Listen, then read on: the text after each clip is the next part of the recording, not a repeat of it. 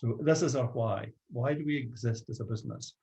And that can sound a little bit philosophical and maybe esoteric.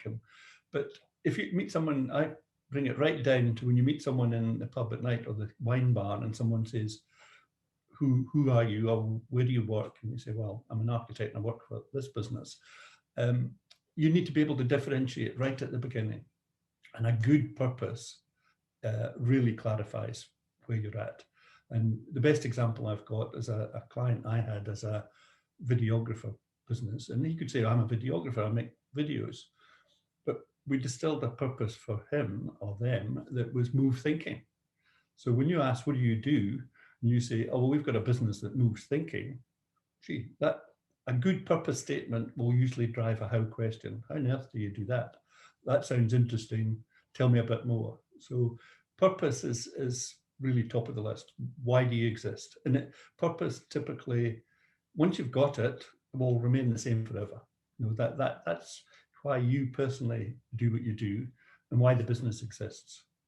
So how does that tie back into architecture? Because I guess if I ask someone at a barbecue, like you say, what they do, it might be a common response for an architect might be, I design buildings. How would an architect have a unique purpose in that case? It's a great question. And I think we work with lots of different architects who take a different slant. There are some that have sustainability top of the list. There's some people that focus on the use of light or space, or how people and clients interact with the building that's going to be designed. So it's not for me to say to people, this is your purpose, or here's a purpose. It's something that comes from deep inside that you figure out over time.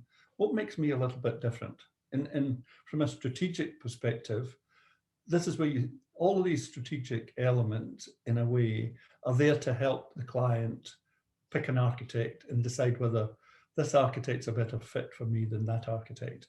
And purpose is right at the top of the list. This is somebody who's interested in this. Oh, that aligns with my thinking. And when things like price and maybe to some extent some of the design elements are quite similar, purpose can be a really great differentiator. Yeah, and we're talking about quite a meaty concept here. I mean, you know, unpacking your why is a pretty big thing. You don't normally just wake up out of bed, jump out of bed in the morning, go, oh, this is why I'm doing what I'm doing. How does a practice and an owner go about unpacking what their purpose is? Well, I run an exercise. In fact, I think we've done a couple of blog posts that we can put as part of this video series.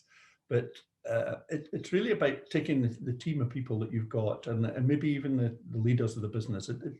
There's no one size fits all, but I usually get people to describe what describes a firm that you would like to work in, and write all these things down. There will be lots of, I usually use post-it notes, and then I get people to stick them up. And usually you can distill these into 4 or 5 groupings of thoughts, if you like. And in the good old days when purpose was, we were all about integrity and honesty and stuff. I mean, I think those days have gone. I think what you're looking for now is phrases and behaviors. That's the key to purpose. So what are the phrases that really distinguish our purpose? And then out of that will come one unifying phrase typically. It usually starts as a great long sentence. And then, because I can tell you that move thinking started off as probably 3 sentences. And then gradually over time, it gets narrowed down to the point where people go, you know what it is? What we do is it's all about moving thinking.